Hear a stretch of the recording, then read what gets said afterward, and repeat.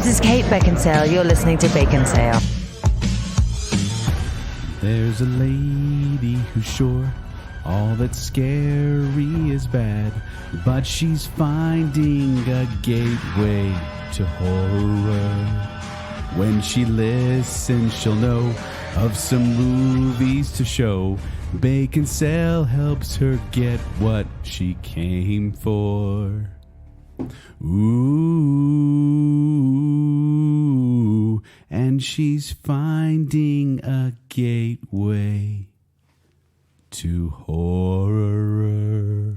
Woo, woo, woo! Free bird! Free bird! I was holding my little candle up for you. There. Yeah. Welcome to Baconsale. I'm Joel. I'm Kent. And Jacob. What in the world? I wanted to be opposite Joel. And it's Halloween season at Baconsale. The best time of the year. It's this. Yeah, I was going to sing a song just then, but it was a Christmas Don't know. song, It's not the most wonderful. It's the scariest time of the year. You guys don't like this time of year, do you? Not at all. We dedicate 4 shows because we're like, oh, let's just get rid of all these scary ideas. You guys didn't we turn have. off the lights and then light a candle for this episode, did you? You Yeah, made we me light the candle. No, We needed some light in here, Kent. we just like, set what's the going Bacon on? Cave to Halloween mode. Yeah. If you don't know, if you haven't listened to Baconsale before, we actually dedicate the entire month of October to things spooky, things Halloween related, even like candy we did one time, stuff like that. Like it's a loose adaptation of Halloween, but it's all kind of horror Candy Halloween episode. themed. That was a good one. I like that. It was a fun good one. Yeah. Don't say it's a good one. You weren't here. You What? weren't. You weren't here. That was Dan. we had a guest host. Maybe that's Yeah. why I liked it. But we would like to, speaking of guests, we'd like to thank you for listening to our last show, our pumpkin spice show. Yeah, with our Lindsay. stomachs are kind of recovering from that now. Yeah. It was We don't want to go too much into that, Nope. but You can thank just you, do it on Nerdy our Blackbird, for page. that, for your help on Nerdy that one. Blackbird, Nerdy You Blackbird. were very basic, but you were a great guest. Speaking Yeah, of basic, we got some comments from some people who said... Basic people. Well, Elisha B. Rhodes on Twitter said, Monday's episode was right up my basic alley. Have you tried the pumpkin strudel muffins from Costco, or pumpkin ravioli from Trader Joe's, or What? pumpkin log rolls, or pumpkin chocolate chip bread from Great Harvest? And I was like, wow. I'm intrigued by a few of those, especially that- the first two. That last one sounded okay, but the pumpkin log rolls? No, that sounds doesn't weird. sound great. Although it's probably What was like- the first one? That was pumpkin strudel muffins from Costco. Okay, I'm into that. And the pumpkin ravioli? That intrigues me. I'm intrigued by both of those. Yeah. Also, we got a comment from MCAT in Utah. That's at MCAT7777 on Twitter. And she said, you know what I really enjoyed? The fact that you made sure we understood the caloric intake of each thing. I, for one, totally appreciated it. Did we, or do we just say, I feel fat now? No, we talked about the calories and like the cookies. I remember it was like Okay. for the JoJo's, it was like 75 calories per cookie or something And like apparently not really worth it. No. Yeah. that. No. But it was a great show. Really fun show. It was. We had a fun If you time like doing basic it. shows, yeah. No, but that's the thing is, I think it was fun to try something and talk about something we don't normally talk about. Yes. But we do have some information to provide. We have some winners, and we have some new patrons as well. do. So first of all, let's start off with some new patrons. First of all, we have Scott and Kristen Foster. They are tier 2 patrons now. So Scott Awesome. and Kristen, Welcome, Scott and thank Kristen. you. And then we have Braden Winterton. He's a tier 1 patron. Oh, Braden. Oh, cool. And so he gets a lot of perks along with that. If you haven't checked out patreon.com/baconsale, go there and find out all the perks that come with patronage. Yes. You get some extra content as we do these Bacon bits, as we call them. You get merch, you get shout outs, you get crazy, amazing, high resolution wallpapers. Right, Kent? And uncut shows. And uncut shows. Yeah. Video reviews. It's all a bunch of extra Occasionally. stuff that you get. Yes. But And if Wait, you're wait, if wait. you're on the upper tier, then you get to come on the show, which you've seen a lot. Did last month. they reach the October? Did they get in before September? they did. Okay, good. So both of them get to Torture Jake. Yes. Torture Jake. We had a I saw some promo requests going, come in. I have to reply to those. We had a promo going where if you were a patron last month, we did a if you were a patron, became a patron last month, we gave you opportunity to torture Jake, which to give him something weird to eat or something weird to watch. He then has to review it on Patreon. I think it's only been a movie so far, based on the Yes, request. it has, yeah. That's Yeah. too bad. I know that David Stewart recommended a movie, and then we talked about last week, the patron wanted to recommend a movie, Pure Country 2. I remember that one. Yeah. Yep. So we're getting these reviews in. So watch for that on Patreon. Jacob, the next week or so. Hey, I'll get it started in the next week. Okay. Yep, we'll get those reviews out during October. We're so sorry. And on top of that, in addition to the Torture Jake benefit of signing up in September, we also had a contest where we did a drawing of all our patrons. In October 1st, we did the drawing for a scary date night with Baconsale. You better believe that's going in. You better put it in post. We left the pause. It's specifically for that. October. Now it's October. Yeah. And we have a winner. We drew, and the random winner is, drumroll please, Kelsey Watts. Kelsey Watts. Kelsey Watts. She is a Tier 3 fan on Patreon. Only on Patreon. Yes. I'm not calling her a Tier 3 fan. Because now we'll have to meet her in person. Yeah. Sure. So, Kelsey, you get to bring a guest, and you get to go with us to a spook alley, a haunted house, and then we're gonna grab a bite to eat. It'll be fun. It'll be fun. Trust us. It'll be fun. It won't be weird at all. And you're going to be bait because none of us want to get scared at the haunted house. Ken has been known to run away from people in haunted houses. I cower. So I'm a please. 6'2" guy that So cowers. congratulations, Kelsey. We You're a look great forward to cower. spending some time with you. And there we go. But that's not what we're talking about today. What are we talking about today, Jacob? Gateway horror. Yes, we're going to tell true life Gateway Mall stories. we haunt your dreams. told this This joke a homeless few guy times. chased me across 3 blocks, That's every day. banging pans together. No, He has pans now? Or pants? Banging pants together. Yeah. The reason we've thought about this show, honestly, for the past 3 years is we've got a few naysayers. Yes. We started with one in the beginning, and then we have maybe 3 or 4 now. Who are just like, I'm not into Halloween things. Which is crazy because if you listen to our It is. show, we flirt with the horror theme all the time. We're like, we'll save it for October. And then we do, and then it's every single week. And people say, sometimes I just skip your whole month of October. And we're like, Which is why? mean because the shows are fun and we're passionate about them. So this show is for you. Yes, this is for the people out there. And maybe if you love horror, you can share this episode with one of your friends that don't like horror. And I think it's, here's the thing. I understand that there are varying levels of horror. Some movies are scarier than others, different feels, different vibes. yeah. But some people kind of lump all of horror into one ball and say, Which I don't is like really a mistake. anything. It really is. Like if you put, honestly, if you're putting like smart classic horror like Alfred Hitchcock's Psycho in the same boat as Eli Roth's Hostel, Great. Yeah. it's a very Good reference, yes. different feel of horror. There's some very eloquent horror, and then there's Evil Dead 2. Yeah, and I'm not bashing. Hold on. Evil Dead That is 2 a is classic. amazing. No, Evil Dead 2 is amazing, but it's not eloquent by What's any eloquent? means. Like Crimson Peak? Is that what you mean? That's no. actually pretty beautiful. Yes. But No, not that great. is lovely. No, eloquent is I mean like sharp and precise, and He's talking it has Hitchcock again. gravitas. Okay. And Like you get Sam Raimi's horror is very different from like Yes. Hitchcock's suspense. Yeah, the right amount of camp. So you mean eloquence Yeah. versus camp? Yeah, exactly, exactly. Yeah. Yeah, and there's that whole range too. And I just feel like some people, when they lump it together, they do themselves a disservice because there is a range of horror movies. Yeah. So So Halloween movies. Unfortunately, we don't have Dr. Matt here. I should have just reached out to him to kind of get his take because he could. We've done a show of him talking about why people like horror, right? Yeah. And I want to talk about, there are people that like horror, but maybe why they don't. Did you say white people like horror? Well, no, Oh, Jake. I thought that's what you said. Why? He's on cold medicine, everybody. It's Yeah, okay. that's Yeah. true. Yeah. So Dr. Matt loves talking about white people, so No, it makes sense. We're So I do want to read a couple so different much to diagnose. a couple different quotes from Glenn Sparks, PhD. He's a professor at Purdue. By the way, I was going to say just real Yes. quick, if you go back to episode 28, that's the psychology of fear for Baconsale. Was it 28? That was so early. Wow, That's that is early. 2015.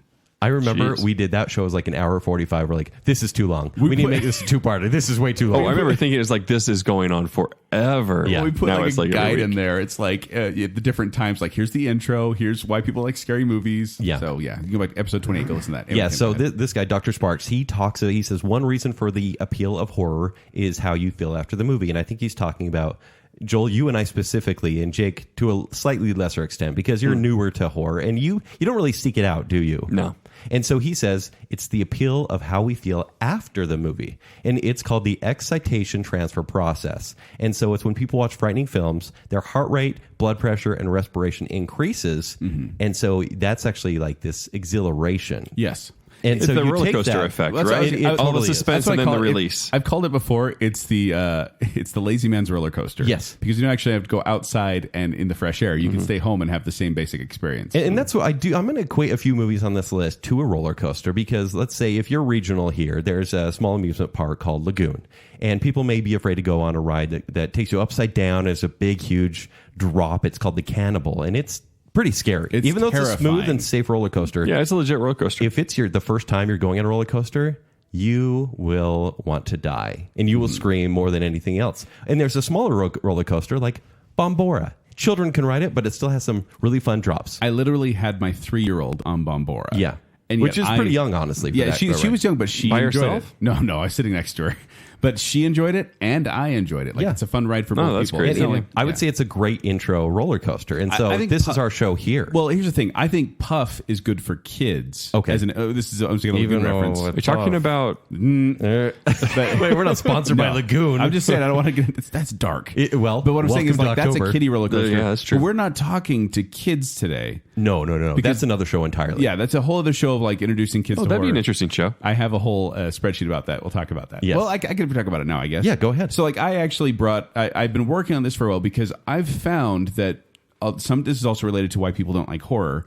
I found that some people were thrown into the deep end. Like, they were kids and they were shown something like Nightmare on Elm Street when they were 4 years old. like me. And it scarred them. Like, some, Oh, okay. some people have different Like effects. Kent? Yes. No, Yeah, I like didn't Kent. scar me.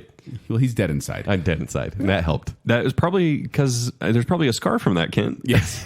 But no, It's like I feel 5. like It's claws. I feel like some people have been thrown into the deep end for one reason or another. They've been scared. They did not like the feeling they had, and so they don't like horror. Mm-hmm. And so I love horror movies. I want to make sure my kids love them as much as I do and enjoy the roller coaster of the horror movie. Yeah.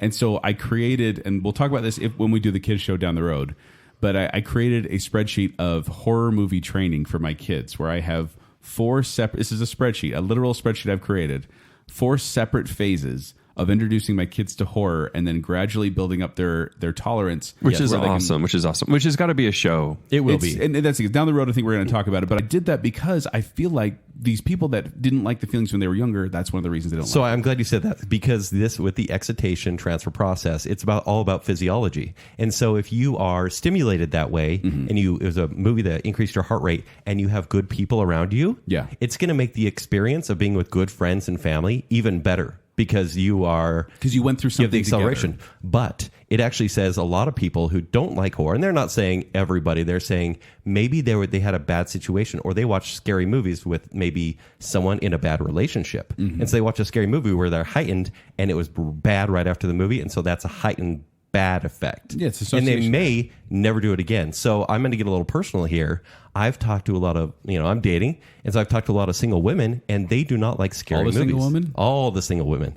They don't like scary Put your movies. hands up. And they said, you know what? Why not? Before I had kids and before I got divorced, I was fine with scary movies, but now I won't watch them. And there's a very protective element to this. These are the same ones who like true crime podcasts. Oh my gosh, yes.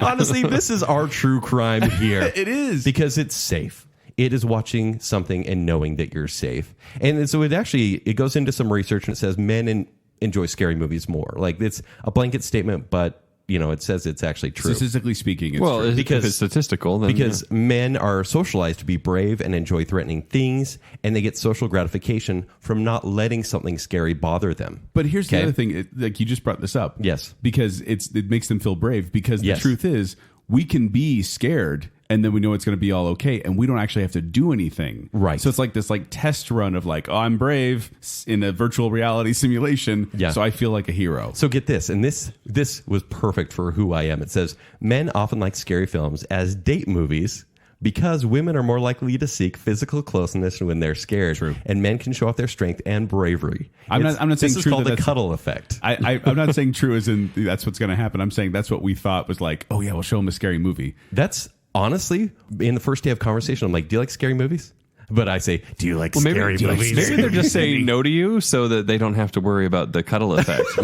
That's probably I don't like scary movies. Not really into that. Although, truth be told, the first time I ever Like, hung out are with you my cowering? wife, the first time I ever hung out with my wife, we were watching The Changeling. It Okay, was yeah. a horror movie, and I was on the other side the of the room. changeling brought you together. It did, but I was on the other side of the room, so I didn't get a cuddle with her though. Oh, you Then. didn't? Not Because then. it also goes on to say that men will like a horror movie more if they saw it with a female who was scared, and females like the movie more if they saw it with a male who wasn't scared. Interesting. And so You it's have this to act great tough. compromise. Oh dang it! I'm doing it wrong with my wife then, because all the time I'm like, you're scared? Oh crap! Oh no! Yeah. But it also, It's just chill. No, she doesn't like it either. But like, I know she's trying to get. I'm trying to cuddle her, and she's trying to cuddle me. We're scared together. I would say many of our listeners are empathic, Right. And highly empathic people don't generally like this kind of tension. It is stimuli they want to cut out of like, their environment My entirely. sister does not like horror movies. And in fact, when I was trying to show my nephew and my nieces, I was trying to show them Michael Jackson's Thriller, she was kind of like, I don't know about that, because she doesn't like the scary feel. And I took some courses in school. I did study film, so this is not just me making this up. But horror movies are a way of preparing you for real world fear, meaning that you get to experience the emotions and the physical changes in your body that are associated with fear in a safe environment. Yes. And process the whole thing. And then in real life situations, when you experience fear, you're able to process it quicker and act accordingly. So we joke about how I'm dead inside. Yes. But I'm desensitized. Joel, are you desensitized as well? If you turn off a scary movie, it ends, and you have to go take out the garbage outside, for example. Oh, heavens. You rolled out to the street. How are you? I'm a chicken. Yeah. I'm full on. Well, he's scared of the stairs too, right? That's still a fear, right? Oh, yeah. Yeah, the stairs. Yeah. Dark But stairs. Yeah. Here's the thing about it is I read this book, Max Brooks, How to Survive a Horror Movie, I think it's called. And one of the things it talks about is just like incongruencies in horror films, things you never see in horror films. And so sometimes I will sing a song, a goofy song, just to be like, okay, if this is a scary movie, this isn't going to be like this. And I'll whistle, I'll sing a song. So you're like in the Truman Show, and you're trying to offset this slasher. Yeah, exactly. I'll talk to myself, but I'll do that. Aren't those things like juxtaposed in scary movies, though? Don't get in my head, Joel, Jacob. This is how I cope. The goofy guy always dies second. I'm just letting you know. Yeah. But I do. It's like you could never combine clowns and horror, right? I'm not desensitized. Like didn't I tell that story here in Baconsale? I'm pretty sure I did. Go tell it again. Well, it's the story where I remember as a kid, I'd seen it fairly recently. I don't know if it was that night, but the original from 1990. The original 1990 yes. series, yes. And I went out into the garage, and I was by myself, and I was throwing away the pizza boxes that we had from whatever. I think we were watching a scary movie. But in the garage, I was throwing the pizza boxes, and since I was nervous, I was talking to myself. So I'm like, "Who ordered the pepperoni? Who ordered the cheese?" You really do this? Yes, I love this. And this is how a comedian copes. But then I was like, "Who ordered the pepperoni? Who ordered the cheese?" I threw it in the garbage can. I turn around and I hear, "I did, Joey." What? And I turn around and look, and in the window of the garage, there is a clown standing in the window of my garage. How are you still alive? And how do you have any clean pants? It was in that moment I realized I have not heard this. It's amazing. In that moment I realized I'm not a screamer, I'm not a yeller, I'm not a runner. I freeze when I get scared, and my knees got weak, and I thought I was going to pass out. Did you drop? And then all of a sudden the clown kind of laughed and moved, and I saw my friend's shirt. Oh, he got a brand new freaky. It was a scary clown mask. And he got it, and he wanted to show it to me, and he just happened to be coming by when he heard me. But the timing of that. I know. It's amazing.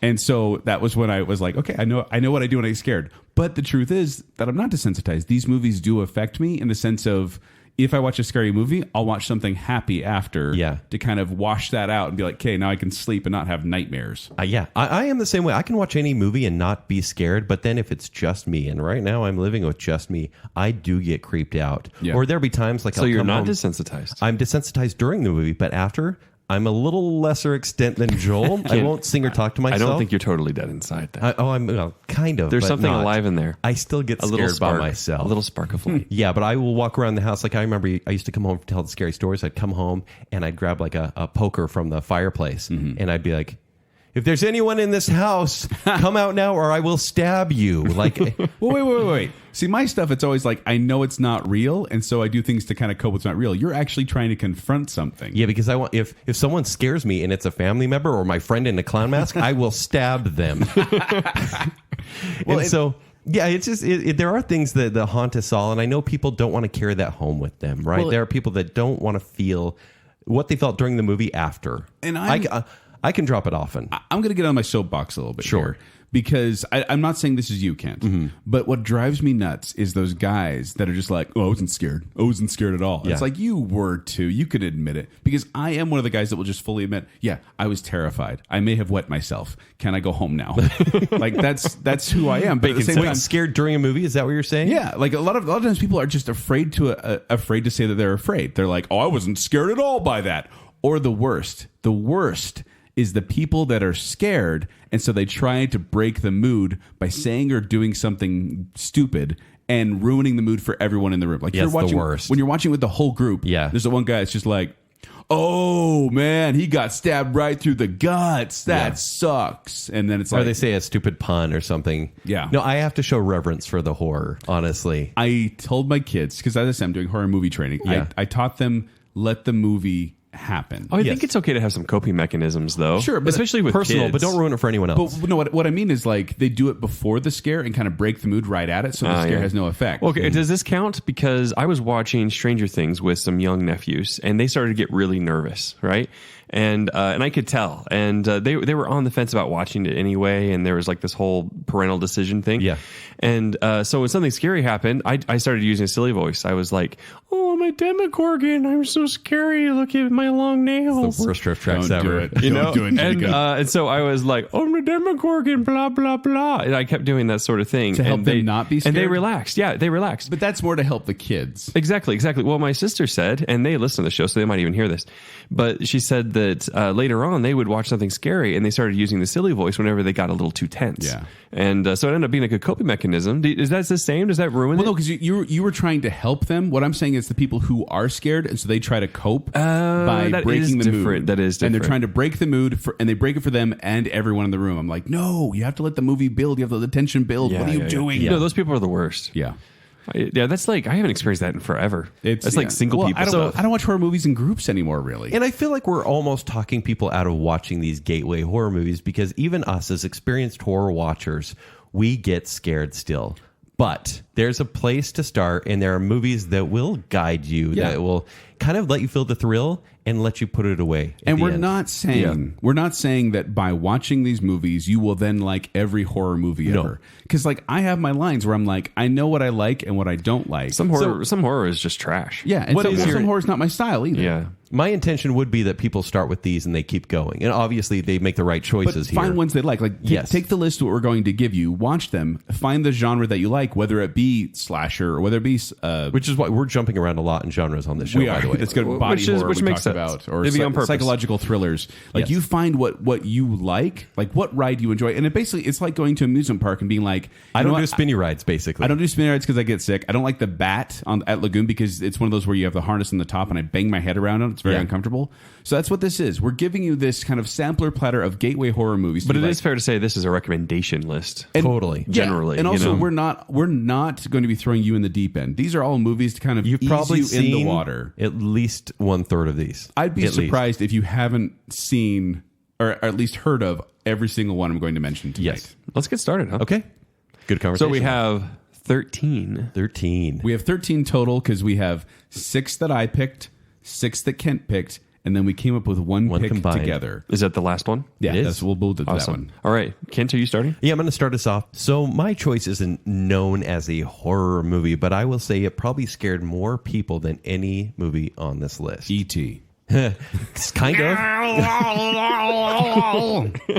I just got more scared. That is, people just turned it off because it's not a gateway show anymore. That part in the corn. But interesting that you brought up Steven Spielberg because my choice is Jaws from 1975. Yes. So should I give the synopsis? Do people not know? Big shark chomp chomp. Big Shark. That's the prequel to Kiss Kiss Glove Glove. Yes. Do not kiss Jaws. Inside jokes on Baconsale.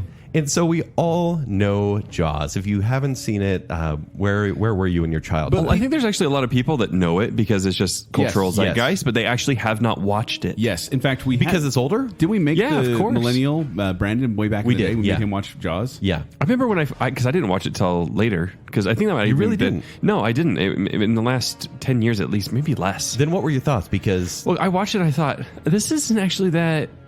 I was kind of like waiting for it, and then finally there was a couple of real scenes, and I was like, okay, So there's that's where this- it's at. there's many and then scenes the in the ending is movie. very satisfying. yeah, but there's a scene. I rewatched a couple clips, and there's a scene where Jaws is in the water, and you see the fin like any Jaws movie, but there's a guy in a very small boat, and so the shark bumps the boat. The guy falls out.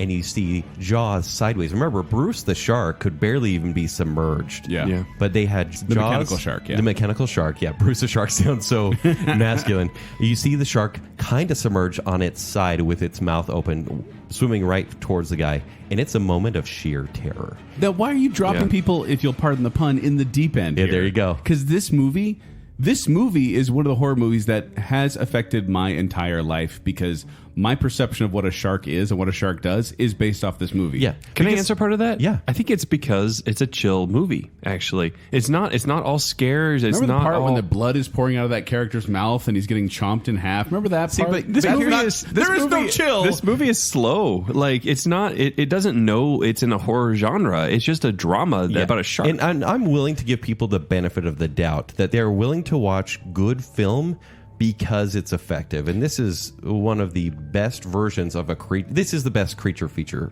movie. People tend to forget because they focus so much on the shark that there is character development. Like Yes. there's a scene with Sheriff Brody and his son when they're just kind of mimicking each other, and it's this cute little moment where you're like, wow, I really care about these people. Yeah. And then Quint, yeah. Quint, thank you, as the old shark hunter. Yeah. Like when he tells his story in the boat, Horrifying. It's horrifying, but there's nothing happening It's with the just shark. a story. Yeah. But it's a scary story about a monster, a demon of the ocean, essentially. And so I do feel that this is an essential film anyways, and so why not kill two swimmers with one bite? See what I did You wrote there? that down, didn't Yeah, you? I did.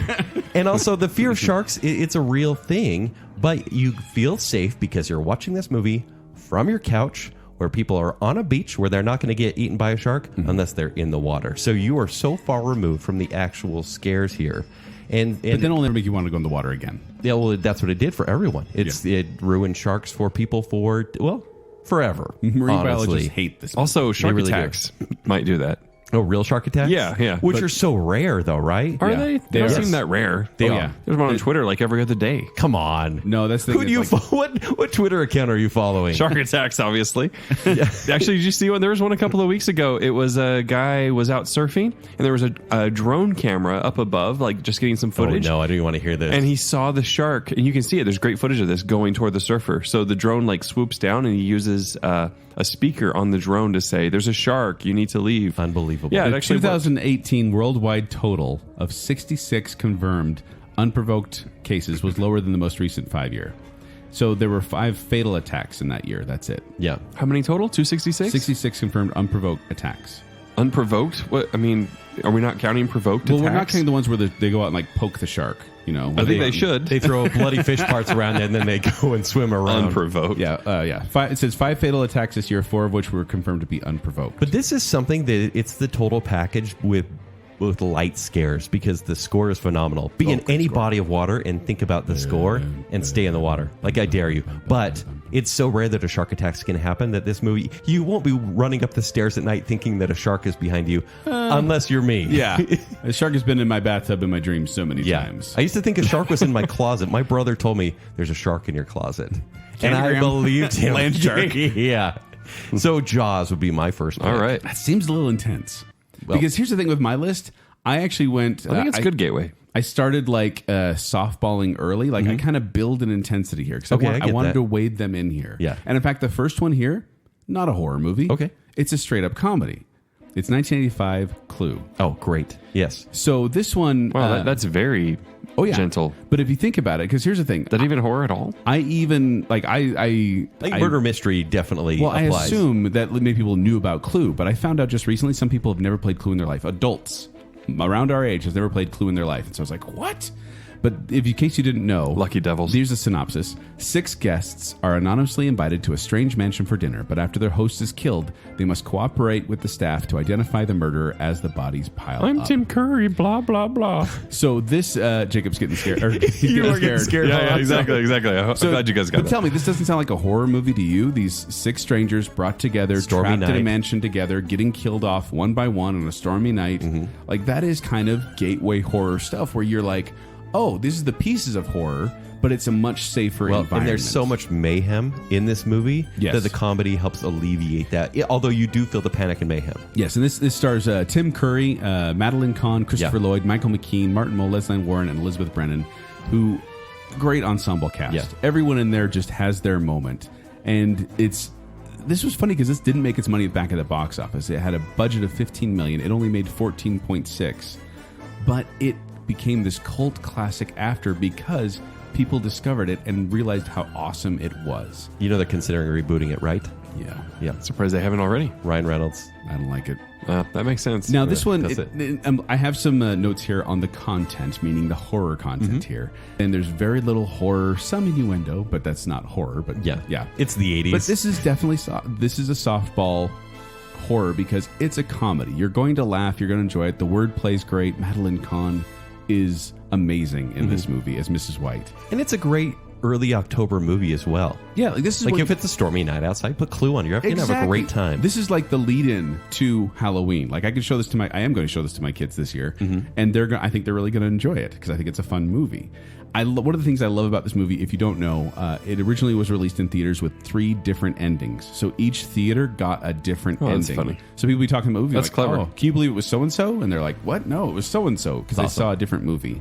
If you watch it on love DVD, you're going to see all 3 endings consecutively where it's like, this could have happened, this could have happened, but here's what really happened. But they do have a definitive third ending. Yes, they say Okay. this is what really happened at the end there, which I enjoyed the ending, but like apparently some critics hated it. And Gene Siskel, remember him? Yeah. He said that it was a gimmick that would distract audience from the rest of the film, and, quote, Clue is a movie that needed 3 different middles rather than 3 different endings. Burn. I think he was mad because he felt it was an unoriginal idea based off of a board game. Much like we judge movies based on their Which ideas is funny as because, well. like, you think about it today, we're like, Early oh, days. they're basing a movie off of this or basing Battleship. off of that. But Yeah. they did Clue way back when, and it worked. It did work. So, It's yeah. an 80s great. It's a comedy. It's funny. It's going to kind of give you a feel of horror without actually dropping you in the bucket. I mean, there's suspense for sure, There right? is. But yeah, I don't know about horror. But it's the murder mystery. I think it murder totally mystery. applies. Okay, all right, Kent. What's next? So I'm going to go with one from last year. We jump across the decades here, but one from last year, A Quiet Place. In a post-apocalyptic world, a family is forced to live in silence while hiding from monsters with ultra-sensitive hearing. Now, Kent, Yes. my wife, who I love and adore, has said this was one of the most stressful films she's ever seen. Yeah, so she watched it the right way in silence. No one else ruined it for her. No, Jacob was actually in the back going, "Oh, I'm John Krasinski. I can't hear you. Turn on the subtitles. Blah, blah, blah. I'll kill you as soon as I hear you. Aren't you scared of my big open face? So many quotes. Can I ask where she watched it? Was it at home or at a theater? She and I watched it together alone, and it was quiet enough because our kids were asleep. But I was going to follow that up with, she said this was one of the most stressful films she's ever seen, but she loved it. This doesn't feel gateway. Kind of like Joel was saying last time. This is kind of an intense movie.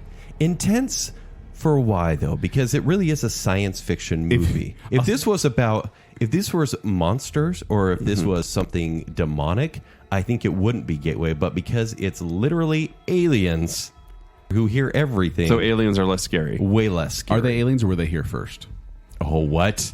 Oh, my gosh, conspiracy videos. The sequel's coming out. Yes. Or are they demons? But I was going to say this, Ken. If you can handle the stress of This Is Us on NBC, you can handle the stress of A Quiet Place. How are these related? Because it's a family drama. Like, granted, it's Are there aliens in This Is Us? It's alcoholism and This Killing Is Us everyone? tearing the family apart. Whereas Okay. in this, it's aliens. Same story. So here's why I do believe it's gateway, because this is not a scary movie, but it's tense. It's not scary. The first half of the movie are cheap jump scares. Well, they knock a lantern over, Hey, and novices, you do get scared for the that's characters. Scary. That's a scary that? movie. If you're a novice, that's what's scary. Well, that's the thing, but it's a good intro to how jump scares are going to treat you, right? Because you, like the whole where she's in like the water inside and babies. It's pretty intense. yeah, and that's the second half. Second half will get intense, Yeah. but you'll also see the monster at that point, and you may get less scared when that happens, because it's often what you don't see. And this movie does show too much, This is a great which movie. maybe takes it down. But I do feel that you're going to get It's a really good movie. this roller coaster is going to give you adrenaline, like an adrenaline rush. It will make you want to stay quiet, and it will have such a great payoff as well, which is what I think is necessary for most, not all my choices, but most of these gateway movies. And then also it gives you the feeling of claustrophobia. So it will open you up to another genre of horror as well. And it threatens without feeling like this will ever happen to you. Because once again, like Jaws, there probably will never be aliens that hear everything. I think you live on a maybe farm. aliens are a little Yeah. less likely than a shark attack, but, Maybe. We don't Only know. 66 a year. Area unprovoked, 51, Joel. apparently. Actually, alien attacks or abductions are probably more alien attacks prominent. are Yeah, actually I think up. those are probably we more just don't likely. hear about those. Yeah. Yeah, but I feel like Quiet Place, when I saw this, I said, this is finally a movie, because I knew a couple of people at the time that were afraid of everything. And I said, this is a movie I could take them, and they'll fight it at first, but when they see it, kind of like your wife, they'll say, You know what? That scared me, but I'm glad I saw it because it was good. Also, content-wise, very little, Yes. no gore, very little blood. And There's a scene. oh yeah, but there's there's a scene which is intense. Yes. But also it's a PG-13 horror. It's pretty easy, accessible for most adults. Yes. Because once again, we are not talking to children. We're not saying show your children a Quiet Place. Yeah. We're saying this show is for adults who don't like horror movies. Yes. Here's some ones that might It's a help change your dynamic mind. sci-fi thriller, and I feel like it's a great place to start. Good choice. All right, Joel. I am going Joel on this one and throwing back to a simpler time, 1931. Whoa. Dracula. Oh, there we go. So Dracula, I'll read the synopsis. The ancient vampire Count Dracula arrives in England and begins to prey upon the virtuous young Mina. And this one was directed by Todd Browning, who did the other one, Freaks, which is not a gateway horror movie. No, That's don't see definitely it. down the road. And Iron Man, 1931's Iron Man. It didn't really take off, did it? No, No. it's about a boxer. But this one is short and easily. It's like 85 minutes. This is a shorter movie. This is one where you know the story. Anyone who has any sort of association, you know the Dracula story basically. Yeah. Yes. But to see it played out, it's mostly just. I mean, it's a G-rated movie pretty much. It's mostly creepy. There's no blood, no real biting. Like you kind of get the idea of biting. There's no actual biting. Only the idea of biting is present in this movie. Yes. But it sets up rules for vampires It does. as well, which you need to see for future horror films. But like it's got the gothic castle. It's got this feel of a horror movie without being too scary. Like Yes. it's kind of the ambiance you expect in a Halloween setting, but not a lot of scares. Now there are some creepy moments, like Renfield in particular does a very good job. The actor who plays Renfield, he's very, very creepy at parts, but never too much. This is definitely one that you can easily watch and enjoy with a wide group of people, and probably no one's going to get scared, but everyone's going to get in the Halloween spirit. Renfield, is that the patient in the asylum? Yeah. Yeah. and it's also for film education. I would say most of these we're going to mention are great very, films. very but true. this is something you just need to have behind you. This is something you need to watch to continue with the genre. Exactly. Well, and this one's funny too because Bram Stoker wrote his novel Dracula, and then they wanted to make a movie out of it, but they weren't going to give the rights. So then they made Nosferatu, which is a direct ripoff of Dracula. So Scarier, though. It's creepy. Well, the imagery is creepy. Yes. because the Max And being Schreck- a silent film is always kind of eerie. And I didn't put Nosferatu on here because I don't feel like silent movies not are as gateway. accessible to Yeah. people. But Dracula's just classic horror, straightforward. Now, Joel- Although they did create a silent version of Dracula because some movie theaters at the time still didn't have sound. Oh, really? So they had to create a silent Oh, version that's funny. at the same time. Now, do you feel like this is accessible today, though? Are people going to be entertained, or are they going to be bored watching 1931 Dracula? Well, the problem with horror movies is it really is the group of people you're watching it with. Because you can watch, for example, Blair Witch Project, which is not a gateway horror movie. That's definitely more, that's like phase 4 stuff or phase 3. But it's one where I've watched it in groups and people were terrified because they were all paying attention and having fun. Yeah. And I've watched it in a group where people are loud and talking the whole time and no one gets scared. Any black and white movie is going to need some. Oh, don't watch movies with people that aren't going to respect the movie, honestly. Dracula, it's got some blah, blah. Like children of the night, blah, blah, blah. Mina, I love you, blah, blah, blah. Let me in, please. But no, this really is what like Dracula. Like sit down, let the movie wash over you, and enjoy the fact that this movie was made over 80, like about 80 years ago. If Yeah. I'm doing my math right in my head in a moment on the spot. Lots of math. 90. 90? Well, 30. What? Right? Is that what you 31. 1931 Okay. to 2019. Guys. Almost 90. Math on Baconsale. Three of us Math is together. scarier than Dracula. But this is one where it's funny because this was early horror for audiences. Like Yeah. American audiences were really not prepared for this kind. Well, they hadn't been prepared for this kind of movie. There were some kind of horror movies before, but this was the straightforward, no comic relief and no. Like a lot of movies back then didn't. They kind of explained away the supernatural. It's like, oh, it wasn't a ghost. It was this person. Yeah. This one's like, no, he's a vampire. This is what he does. Yeah. It's awful. In fact, they had a whole thing where at the end, I think they had a narrator come in and say vampires are real, and the production code's like, you can't say that. We don't want to endorse It's because all the occult." producers were actual vampires. Exactly. Yeah. Don't tell them the truth. That's Exactly. thinking. So yeah, 1931 Dracula. Give it a shot. Give it a watch. Let the movie wash over you. Enjoy it for what it is, and I think you're going to have a good time. Yeah. And not be too scared. Great choice. All right, mine is from 1968. It is Night of the Living Dead. Ooh. Okay, Kent. That's not really gateway. Yes, it is. I feel like you are the parent who throws the child in the pool and says, "You're going to learn to swim the hard way." Splash. Jaws is in the water. But this isn't for kids. These are for adults that I respect. They can't just go on the merry-go-round or the carousel again and again. They have to go on a roller coaster. I see where you're going with this. I see where you're Don't get me wrong, Ken. And so they have to feel the thrill and then say, you know what? I was scared before I went in, scared during, but I want to do that again. But here's the thing, Ken. Yes. And by the way, my list is only getting scarier, so I'm just letting you know now. Just telling you. It's like the AP course over there for Gateway Horror.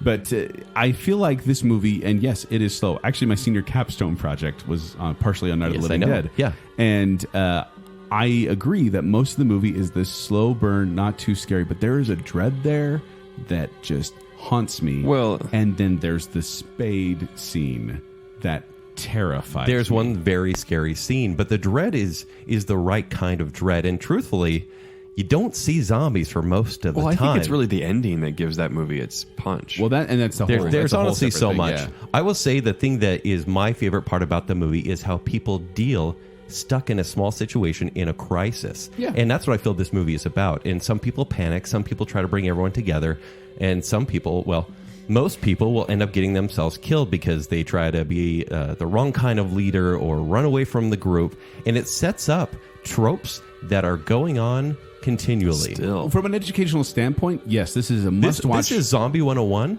This created zombies. So what they did, they're like, let's make zombies cannibals because that sounds scary. And they created the lore from that point on. Yes. And so... And we actually had a whole discussion about episode 27, Podcast of the Dead, of Baconsale. We have a whole discussion about this movie in particular. It's amazing. And before watching this movie, I'd say, look, there is cannibalism here. Zombies do eat people, but I'd say it's actually ham and chocolate syrup. Which sounds awful from an acting standpoint. No, those poor zombies. Like you have to chomp on this. Yes, but there's so much here that, like, it's not scary for a long time, and then there's one scene of, like, the daughter, and it's so scary. Yes. But it is such an effective movie that I do believe everyone needs to see. And if you're going to watch shows like The Walking Dead, which honestly, people have probably seen before this movie, that's the wrong direction. Start here and then go, because we're going to lead into another movie a little bit later in this show that I feel like you need to have seen this movie well before that one. Probably. Yes. So my number 4 is, I found, by the way, and you're going to see a theme with most of these, is that I think horror comedy really is kind of the good gateway to get people to like horror movies. Like that's kind of the stepping stone of like, oh, you like this horror comedy? Let's take away a little more comedy, take away a little more, take away a little more, and soon you're like, oh. So before you give the movie, I do want to, I do agree, but don't you feel like a horror comedy only works if they know the original horror element? Not necessarily, because you think of like, Clue, for example. It's comedy, but with a little bit of horror, and now the tables are starting to shift the other way. Okay. Where it's like kind of the ratios. All right, what's this very gentle movie you're about to tell us? Beetlejuice. Oh. Because Beetlejuice, I've said it twice. Beetlejuice. This is a 1988 comedy. Go away, Michael Keaton. Directed by Tim Burton. And if you don't know much about Beetlejuice, go back and listen to episode 77 of Baconsale, From Pee-wee to Peregrine, Tearing Tim Burton. Oh my gosh. That title. I love it. This stars Alec Baldwin, Gina Davis, Michael Keaton, Catherine O'Hara, Jeffrey Jones, and Winona Ryder. And you just want any excuse to talk about Beetlejuice. I do. Beetlejuice. Because I really, this is one of my dad's favorite movies, and I kind of get it now, because it's this weird, quirky comedy about being bored in the afterlife, essentially. But there are definitely some horror elements here. There's a literal haunting of a house where these people are trying to learn how to become ghosts. And then there's an afterlife where you get to see all these people who are horribly killed, and you can see how they were killed. But it's all very safe, and it's not. There's some scary parts near the end, which is why this is a little more down the road, because there's some intense parts. Even sandworms are pretty scary. Sandworms. There's a giant snake at one point. That's actually the part that took me out of the movie as a kid. I was like, this is really creepy. And then the sandworms, and I was like, this is dumb. This is Tim Burton. It is funny though how I read once again, we talked about this on the previous Tim Burton show on episode 77, but I talked about how the original story was much, much darker. Okay. And how they kind of softened it up to turn it into what it is today. Like one of the things, I think it was Tim Burton wanted Sammy Davis Jr. as Beetlejuice originally. That would have been a totally different movie. Really? But this movie is one where, like I said, there's some horror elements, but still you're within the realm of comedy. But it's going to show you that, hey, you can have horror and still enjoy it. My kids saw this one, and they were terrified by one scene where a character very quickly, pulls off their face to scare someone. Yeah. And they were terrified by that, but the rest of the movie, they were pretty much okay with. Yeah, because they were just enjoying it. Yes. Now, this one was also funny because it was intentionally made to look like a B movie. I mean, that's why it pulled you out, Jacob, because they intentionally tried to make it look bad because they wanted that old B movie look to a lot of these things. And this was the 10th highest grossing film of 1988. And wow. It won the Academy Award for Best Makeup. So this is Academy Award winning Beetlejuice is my recommendation. All right, fantastic. That's a good recommendation. And now to Kent's Hostel. Go dark. From 1990, we have Misery. Oh my gosh. Joel, I did send you this list before we did the show. You did, but I forgot. I forgot you actually put Misery hey, Joel, on there. what do you think about Misery? Yeah, sounds good. It was more like, yeah, sounds good, Kent. I missed the tone in text. That is a disturbing movie. After a famous author is rescued from a car crash by a fan of his novels, he comes to realize that the care he is receiving is only the beginning of a nightmare of captivity. What happens if we have a Baconsale retreat and then we are If we find kidnapped? a listener? You find the listener? Hey, the listener, please don't ever do this. Please don't. Speaking right to you. And so, look, Misery, it's a harsh movie, but I want to get to, this would be my genre for creeper status. Annie Wilkes is, so Kathy Bates plays Annie Wilkes, who is this caretaker. I'm your number one fan. And it's so cheesy. Such a and it feels scary line. it's so sincere, it's terrifying. Well, this was one. Okay, so you've gone. I mean, Jaws is more realism. Quiet Place, little Sci-fi. out there. Yeah. What was your one? Night of the Living Dead. Night of the Living Dead, Dead, little out Zombie there. Origins. This is more realism again. This is realism on this one. because this is just what. But I want to go with the scary people vibe on this. right, which is fine. But you guys are jumping genres really well, so we're covering Yes. a wide base Yeah. here. And Stephen King. I think Yeah. there does need to be an intro to Stephen King. And sadly, it is with a movie with a horrific scene. Oh, But I saw it as a child. I can still picture it if I close my eyes. And Why honestly, did you see that as a child? you close This is your how eyes. I did things. But the reason I think this is a good gateway, and I know that sounds weird, is because people are going to watch this movie and feel the suspense like no other, and they are going to think, they're going to strategize, how would I get out of that situation? Yeah. And so when you see James Caan try to get away, you're like, no, don't go yet. And you're cheering him on. And then you feel hopeless. Yeah. I mean, the whole point is that this woman's just holding this guy captive. Yes. Because she's such a big fan. Right. And it's horrifying because she loves him, quote unquote. Yeah. But she's also torturing him. It's so scary. Yeah. And So scary. her Kent. role. I may have cried as a child when I saw You a particular cried? scene. I was really young when I saw it. Yeah. It was like deeply disturbing.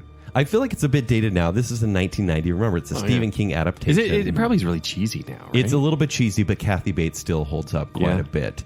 And I really just think it's like there's no ghouls or ghosts. It's just a story about a crazy just person. Kathy Bates. It's just But here's the Kathy thing. Bates. In regards to content, there is some disturbing injuries. Yes, shall we say. and that's what I've been implying. Yes. Yeah, and so that's the thing is like if that's not your thing, be aware that's what it is there. Because here's the other thing I wanted to bring up is that people are scared by different things. Some people won't be scared by the supernatural, so this would be their type of movie. Totally. This is it's funny, grounded and in realism. tell me what you guys think, but I'm more afraid of the supernatural than I am crazy people, which for like rational people out there, they're afraid of stalkers and killers and real people, not what goes bump in the night. Exactly. But I am a what goes bump in the night scaredy cat. Yeah.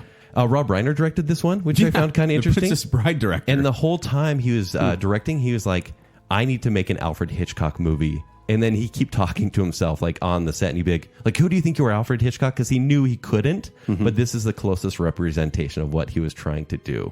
Interesting. Yeah. And this movie's very effective. But I had to pick a Stephen King one. I had to pick a creepy person one. This is it. Misery. Good choice. And for the softball. Mine's Love's Company. Is that a movie? That should be a movie. No, actually, Jacob, you brought up Evil Dead 2 earlier. I'm not doing that because that's deep end kind of stuff. I'm giving them Army of Darkness, 1993. Oh, Which okay. isn't deep end?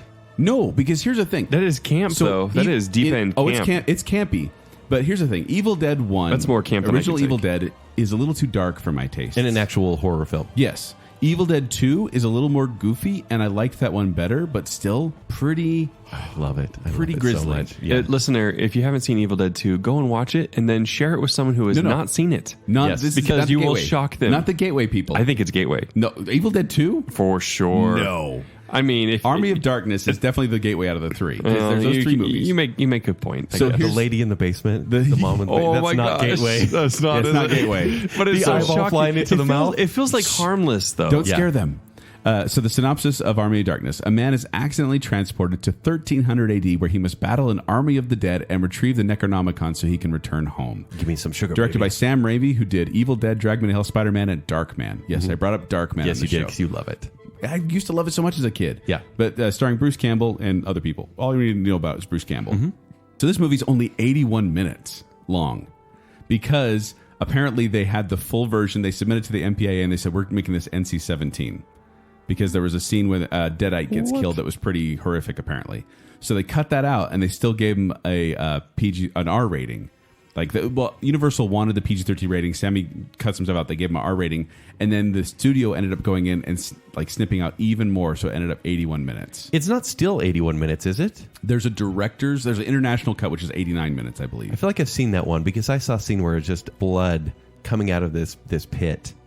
That it was a ton It might of have been blood. the international version. Okay, good. Because Well, and here's the thing. So it's R rated, but if you can find it edited, that's great.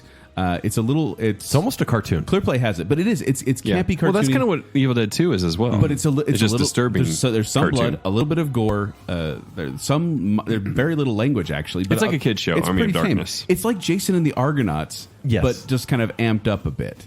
So this one, they give a recap of what happened before, so you don't feel too lost. But it's all kind of this guy from the present, quote unquote, being sent back to the past, and then trying to deal with these people who don't know anything about technology or boomsticks or anything like that. Also a Yes. chainsaw for a hand. A chainsaw for a hand. But it's so ridiculous that you're like, this is kind of funny. But there's some dark and scary parts in this. Yeah. Involving the Necronomicon, the Book of the Dead. But it never crosses the line of terror. It always stays in fun, scary. It's horror adventure. Yes. Yeah. I laughed a lot in Evil Dead 2, though. Like, for me, it felt like... No, it- look, if you're going to But start... you laughed a lot in Hostel, too. I've never seen Hostel. I like putting meat hooks in people. if you're...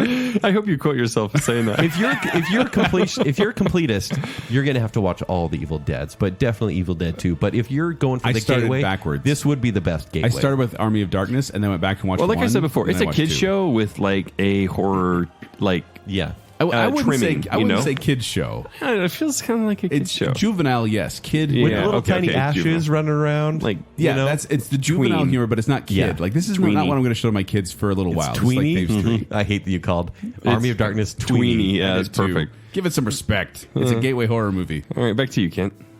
I'm going to bring it back a little bit because I do want to talk about a certain director, but I'm going to call out specifically one movie and maybe another one. But M. Night Shyamalan's The Sixth Sense from 1999. Now, see, that's a good gateway horror Is movie. it too scary, though? You tell me. No, it's scary, but it's like you're scared, but you're on a comfortable cushion the whole time. That's what I'm implying this entire thing is, though, is you watch it from your couch in a nice soft blanket, hopefully with someone you care about, and you don't get scared of these experiences. For someone that's afraid while you're not afraid. Yes, Kent, precisely. You bring up a very good point because almost any M. Night Shyamalan movie is a gateway horror movie. Yes. Unless you get into like The Happening, for example, which is just straight up. Which is meant to be a horror film, and it's just not. but it's not. yeah.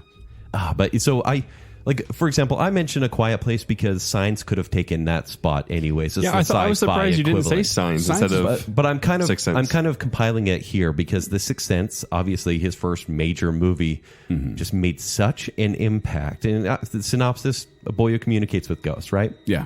And he's traveling with the psychologist. So here's the thing, though. The reason it's not so scary and it's a good gateway, the ghosts, even though they're little, they've got scars or markings, they're not horrific. They're not demons. No. Even if you see, and this is a scary scene because it jumps out at you, there are bodies hanging at one point. Yeah. And the camera pans over. That's what I was thinking of when but you they are, mentioned it. Yeah, because that's a scary scene. They are still just, people hanging there. It's not like they're staring and being like, we're coming Right. to get you. No, I feel like even during this is going to sound weird. Even Go during ahead, the it's scares, October. even during the scares of this movie, I feel like M. Night Shyamalan's kind of just like holding you, saying it's going to be okay. You can get through this. It's going to be okay. I don't even think it's M. Night Shyamalan. So the character of Cole. Do you want Cole, M. Night Shyamalan doing that? That's the question. I used to until he made Lady in the Water. But the character of Cole, who is the young boy, he's so mature. Haley Joel Osment. Yeah, he's so mature in this movie that he's not even an anchor point. You don't feel for him or with him. He almost supports you through this movie because, yeah, he may get scared. He may run to the bathroom and hurry and run back, or he may see something in a tent. God. He's such. You just gave me chills. He's But such a sympathetic character. He's a good Yeah. guide. He is a great guide He is. to this spirit world, and so he almost makes you feel better thanks to the writing of M. Night Shyamalan. So. Yeah. Signs is honestly the first go-to that I will have someone watch if they don't watch anything. Signs, Right. okay, so this is just me. Because but there's a I happy feel like ending. I feel like ghosts may be a little more scary to people because that's what if. Yeah. What if it's real? What if there really are ghosts? What if a lot of people believe in supernatural and spirits and things like that.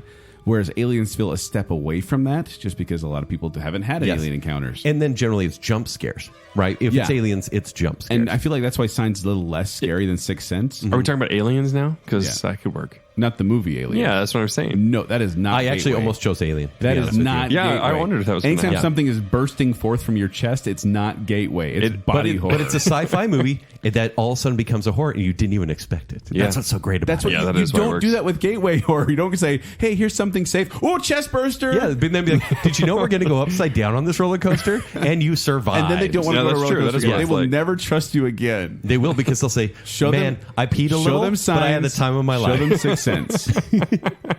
But the Sixth Sense would be my choice. Oh, that's a good one. That's a good one. Okay, Now, Joe. we're going with a theme here on our number 2 picks because Kent chose M. Night Shyamalan as kind of a blanket statement yeah. for gateway horror. I am choosing Alfred Hitchcock. Perfect. As a gateway horror. Ooh, what did you author. choose? I'm Specifically, excited. Rear Window. Okay. I feel like Rear Window, this is my reality-bound pick. Okay. And the where- creeper one as well. Yes, and we talked about this when we did our that was Hitchcock just show? That was last year. What was that? It was episode 175. The men who knew too much about Alfred Hitchcock or about Awesome. Hitchcock. So the synopsis of this is a wheelchair-bound photographer spies on his neighbors from his apartment window and becomes convinced one of them has committed murder. This stars James Stewart and Grace Kelly and Raymond Burr, Thelma Ritter. There's a lot of good actors in this one. The reason I think this works, and this is why it's a little lower on my list, is because it is intense. There are parts in this movie when your palms will sweat. It's just You will such a be scared. quiet suspense, though. Yeah, and it's- which is why it's so cool. This is not. There's some intense beats, but there's no blood, no gore, some allusions to death, and some threats, some scary scenes.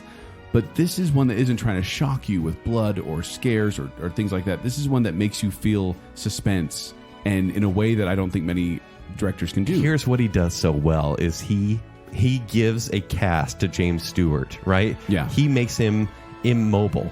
And Yes. so because you relate to James Stewart so much, Yeah. and you are stuck there in the chair, Is he James now? it's Jimmy, but James Stewart, yeah. Jimmy's fine. And Jimmy's fine. But you feel for his character. He's your anchor point. You are stuck in that chair as well. Yeah. And when you've been spying on your neighbors and you get caught that way, it's going to go poorly. Well, and so okay. you can't move either. So here's the thing. It's almost too intense at times. Well, that's just it. Like, we're getting to the more intense things, but this is still gateway horror because I think everyone's had that experience of maybe you're looking at someone and they look back and catch you looking at them and you're like, oh, what? Oh, it's that weird kind of Yeah. feeling. And I think this is kind of just playing on that fear that everyone has felt, and that's why it makes it so relatable. But it's not going to, once you turn off this movie, you're not going to feel scared. There's nothing in this movie that will continue to haunt you. in Maybe the a little sense of- paranoid about your neighbors. Maybe a little bit. Still, this is Yeah. a safe movie to watch. I mean, it's second only to Disturbia.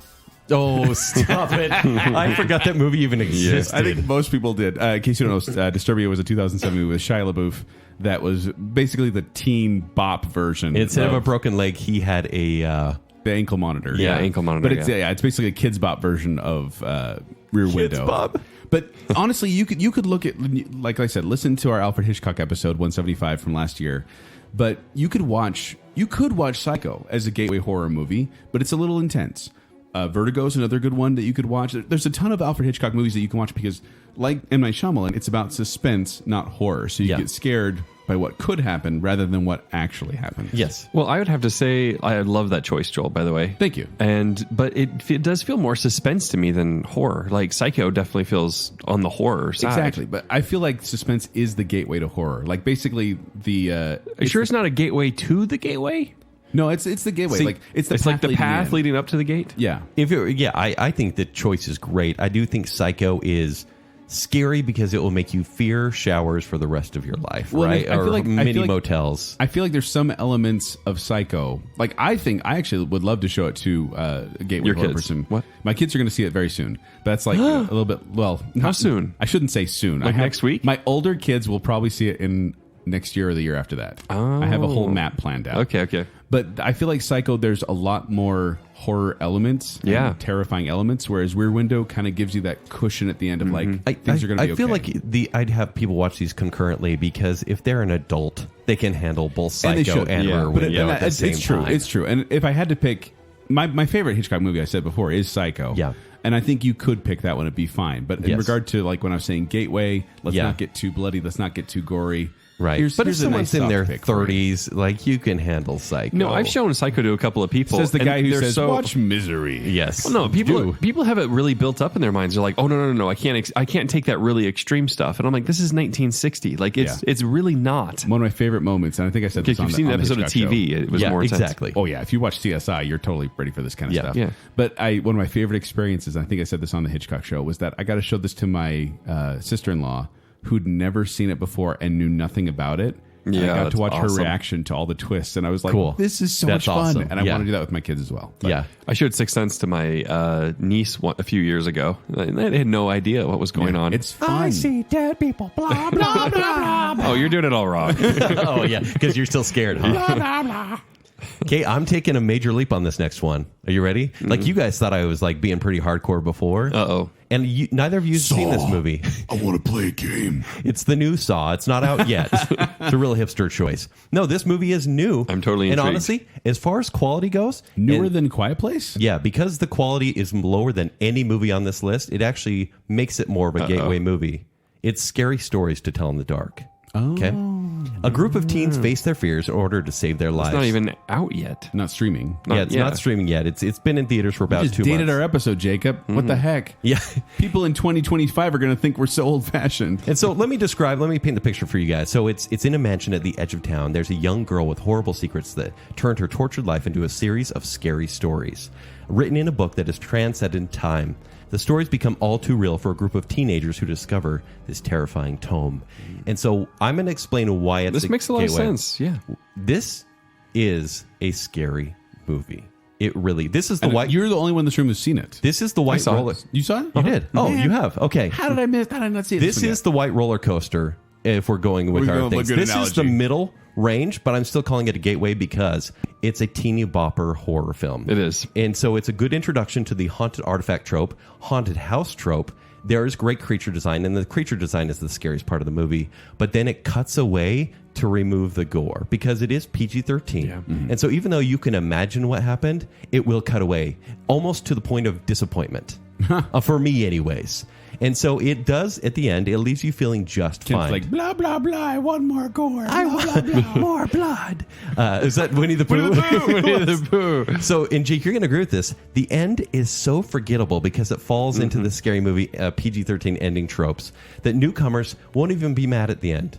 Like, they'll just be like, oh, okay, that was another PG-13 scary movie like The Grudge 2, basically. Like, it's that impactful. Don't lump at the all end. PG-13 horror movies with The Grudge, too. Do you like Remember, how I A threw out Quiet The Grudge, Place too? is PG-13. But, this is a more intense roller coaster than what I mentioned, but it also introduces you into anthology stories. Yes, it's about a group of characters, but there's so many stories in this movie that it makes you feel like you're watching many movies in one. Okay. And so I feel like it introduces so many elements, haunted houses, haunted artifacts, and anthologies, which is such a great starting point, even though the quality is less than any movie on my list.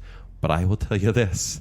I did get scared of one character in this movie, and that night I got really scared. And I've told this And it was story when before. you looked in the mirror and saw yourself. It was me, and yeah. who you'd become. And I had a red dot on my face. Ooh, but it was a pimple. David. It's a pimple.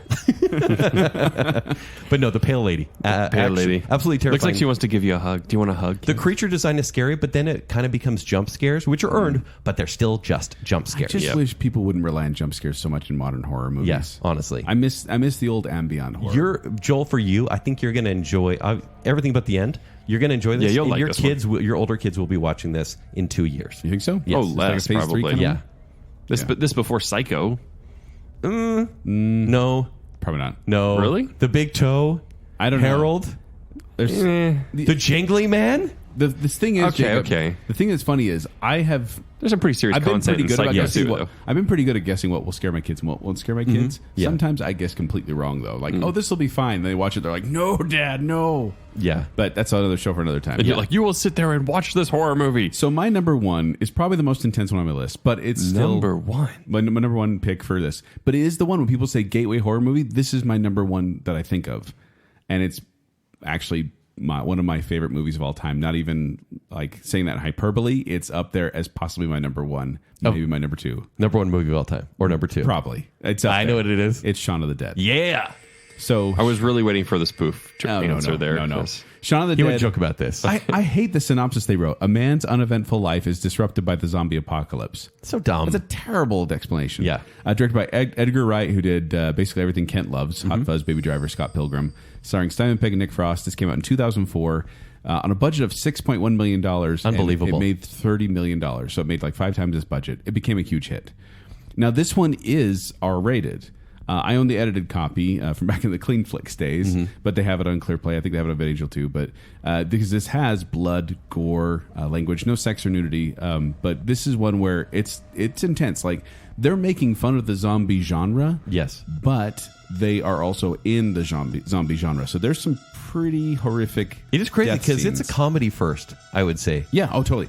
Comedy is a buddy comedy, a character building comedy. Also And then- British comedy. Yes, yeah, British well, comedy. very British. Yes. But then it gets bloody, and you're like, well, I remember what I was watching. And that's what the whole movie is essentially an experiment in gateway horror, where you start out and things are normal, and then it gets a little weirder, and it gets a little weirder, and by the end you're watching a full blown horror movie, and then it still gives you this kind of cushion of like it's gonna be okay in Yeah. a goofy kind of way. Yes. And why I think this works is because it's a romantic comedy. It is literally a romantic comedy. Yeah, it is, There isn't just it? happens to be zombies in it. Just say it. Just say it. You know you want to. it's a it's like a a rom-com. rom-com. A zombie romantic comedy. Rom-com. It's also kind of like a bromance as well. Oh, Yeah, oh, totally. More than the romantic comedy stuff, I'm sure. Yeah, yeah. But this is a movie that I feel like I've shown this to many people who have said they don't like horror movies or they're not fans of horror movies, and they've walked away going, "I actually really enjoyed that." I'm like, I knew you would. Hold on. Do you judge people if they don't like this movie? Only a couple of them. Only a couple of people? Well, no, that's- I would harshly judge people if they didn't like most this people movie. that I've shown this movie like it. One person I can think of right now that didn't like it. Who? Give me their name. I'm not giving you their name Right now, Joel. but he or she is just not into many movies at all. It's a she. And I didn't say that. But yeah, so this one is one I think is just a crowd pleaser because you're going to get laughs, but you're also going to get emotion, you get horror. This movie is so much fun, and it probably is. Okay, when I say it's my favorite movie of all time, one of my favorite movies of all time, it bounced between this one and a couple other ones, but this is generally in the top 3. It's because it could be because of my horror background that I loved the zombie genre, and when I watch this one, it plays on. There's so many references to other movies, and they play on the tropes, and others may not like it as much. I'm going to help you double down. This movie is so clever. So many callbacks throughout this movie, things that are shown at the beginning and then pulled back at the end, right? Full circle. This movie will make you smarter. I kid you not. Make you smarter. It will make you understand film better, editing better, and make you understand humor better. Wow. Truthfully. I could do a YouTube series on this. This Yeah. is a fantastic He movie. does. You Coming do like out Edgar in Wright. 2020. And this was Yes. Edgar Wright's first feature film. Yeah. Which I think is amazing. Come out of the gate with this kind of thing. He was doing TV before. But Yeah, this with is, the same group of characters. basically, Well, not characters, but basically they were making this actors. TV show called Spaced, and they said there was You an need to episode. watch that, by and the yeah, way. there's an episode called Art where they Yeah, how have did you not kind of watched this- that? I need to find it edited, honestly. But they did this episode about zombie apocalypse, and they said, "Hey, this was a lot of fun. What if we turn this into a movie?" Mm-hmm. They brought along the same characters from the TV show into the movie, and it was a huge success. It made Edgar Wright into a list director. Thank goodness. So yeah, this is one that I recommend to a lot of people. It's an amazing film. It's so much fun. Shaun of the Dead. You should see it. Yes. All okay, right, number so one. for our final pick, this is the, Wait, did you do your number one? that was my number one for Scary Stories in the Scary Dark. Stories. Our combined choice It's is unusual. It's unusual, which is why it's a TV episode. We're going to start with that, and it's the least, well, maybe not the least scary, but it's not as scary as some of our other choices, And we've talked about it. and that's on why we're going to talk about it. Bacon together. Certainly not before. the least scary, whatever it is. Yeah. But yes, we talked about this before actually on Baconsale episode 25 on Why Doctor Who. Okay. Before you turn off the episode, Don't turn off the episode. This is where we said to start watching Doctor Who. This was the standalone episode that we said, watch this one. The episode is called Blink. Blink. And it's season 3, episode 10. So I'll read the synopsis. Sally Sparrow receives a cryptic message from the Doctor about a mysterious new enemy species that is after the TARDIS. That sounds confusing. Basically, it's about a girl that goes to a haunted house, sees a message written on the wall. For her, written in the past, and there are malicious statues centering around her. Creepy statues that move when you're not looking at them. They call them the Weeping Angels. And this is one, I mean, Carey Mulligan she was not a household name back then. No. But she plays kind of the every woman. Is she now, though? Yeah. It seemed like she was, and then she wasn't. She does indie movies mostly at this point. But the thing is, like... So my favorite. Who's she married to, Kent? Oh, some dude from an indie band. Lumineers. Mumford and Sons. That's the one. Same thing. But this movie, or this show, I should say, this episode, I mean, this is only 45 minutes of your time. If you're not into horror, just watch this. But the fun thing about it is that Carey Mulligan is the every woman who's there to explain the story to you, so you don't have to watch any other Doctor Who episodes. Doctor Who's in it for about, he shows up for about 2.5 minutes. Maybe. Yes. Well, kind of. But then this is also one where it's like, it's horror, it's scary, but it's also very safe horror because... But hold on, is it? Well, okay. So, because I feel this takes something so standard that you can see in any city and gives it character, gives it horrific elements. It is, but at the same time, the threat of death is low in this movie. The body count is very low. The threat of death is very low. In fact, the rules of these monsters is they don't not necessarily scary, honestly. Kill you. No, but it's just the imagery of them is scary, and it's just a fun ride. Now, I thought this... Man, I'm getting into the episode already. Sorry, but I thought my kids are ready for this one. Yeah, and I found out this is a little more advanced than kids. It's effective. They were. No, when she looks out the window and the angels are there before, and then they're not there. Yeah, you're like, oh my gosh! Or when the angels finally reveal their face, and it actually has a very nice, like, happy ending. And then there's a message at the end, and I'm kind of getting chills from this basic TV episode. There's a warning, and they show like little scenes of statues from around the world, and basically they say, saying, "Watch out, blink, watch out for these creatures, because if you blink, they will move. Blink and you're dead." Yeah, it's great, and it really is. I think we give it number one. I think because it's the easiest investment. With how short it is. Yeah, 45 minutes. Right. Also because it's not overly scary. Yeah. But it's fun. It's also a double whammy because it's a gateway to horror and a gateway to Doctor Who. Well, where do they find this, though? How do they watch it? Say Netflix. It's not on Netflix anymore. Oh, they took it off? I believe Amazon it's on Prime. Hulu. Yeah, I think it's on maybe on Amazon Prime. But so season, Hulu. episode number, and also, we should know where, so we can say this is where you go watch. Season 3, episode 10 is where you're going to find it. And I'm looking up right now. And just stop there. Like we've said, if you're going to watch Doctor Who after this, don't start the very next episode. Just watch this one and then reach out to us and we'll let you know where to go from there. Or you can listen to our episode. But this is such a great example from a weird sci-fi series. Yeah. Super outdated, low-budget British series. But man, this is effective. This was the first Doctor Who I watched. Good. Was it? Yeah. It was. Yes. I think it was your recommendation, Joel. I think I may have recommended to you too. Yeah. Like 5 years ago. We were so young then. So young. Yes. So naive. But yes, this is one, and Ken and I didn't pick this as like the number one best Scariest ever. or You should watch this to get into horror movie. It was one we both just agreed on. It may just horror genre. It may even be Makes sense. like one of my first choices to be like, look, I know you don't want to waste time on a 2-hour movie, so here's a 42-minute episode. Amazon Prime, great. So Amazon Prime, season 3, episode 10. Yeah. So look, if we left something out, and we know we did because we thought about this list so long. On Amazon Prime, it actually, like, it's season 3, episode 10, but for some reason on Amazon Prime, it's showing as episode 11. Okay. But yeah, Blink. Just look for the title, Blink. So we spent way too long preparing this list, and we left a lot off the list. Gosh, and we will be doing a list. We've mentioned, like, how to start your kids with horror. That episode will come at another time, possibly next year. Well, we do have a patron benefit that we made last year that we can resurrect right now and will for October.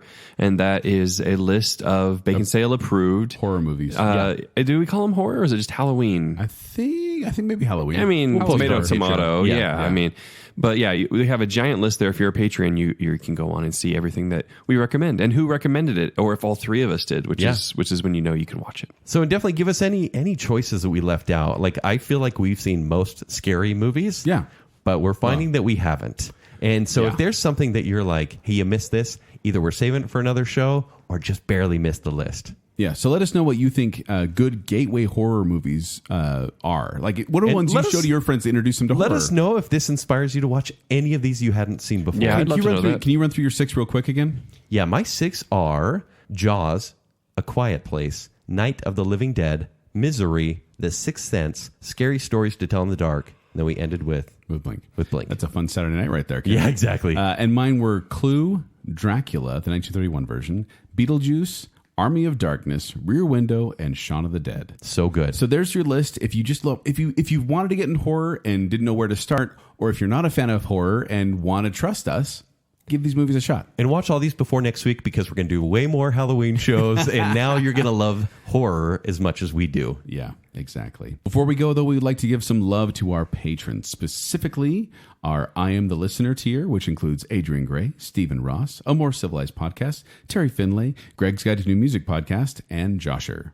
And then we have our Bacon Council, including Matt Samudro, Ryan Farring, Chris Anderson, Nicole D. Hill, and Reverse Listener. Awesome. Thank you so much for being our patrons. Even if we didn't mention your name, we appreciate you. Thank you for being a patron of Baconsale. And thank you for listening to Baconsale. But if you want to find me, you can find me at 76Joel on Twitter one day, or you can find me performing with Quickwits. They perform every Probably Saturday never. at the Midvale Performing Arts Center. For more details, go to qwcomedy.com or go to the Quickwits Facebook page. If you want to find me on Twitter or Instagram, it's at Kenny3DD. If you want to read my movie reviews, at ShowtimeShowdown.com. You can find me on Twitter at Jacob A. Rogers, but find Baconsale on Twitter and on Instagram at Baconsale. Find us on Patreon, patreon.com/Baconsale, and go check out our merchandise store, tpublic.com/Baconsale. So until next time, Blah, blah, blah. This whole thing was about horror movies, and the whole month's going to be about horror and Halloween. Blah, blah, blah.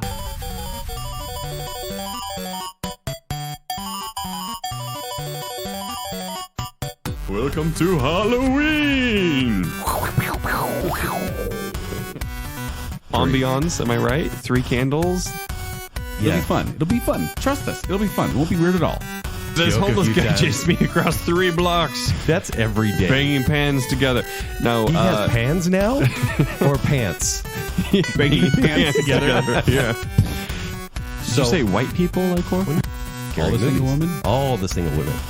I'm brave in a virtual reality simulation. Maybe they're just saying no to you so that they don't have to worry about the cuddle effect. This is how a comedian copes.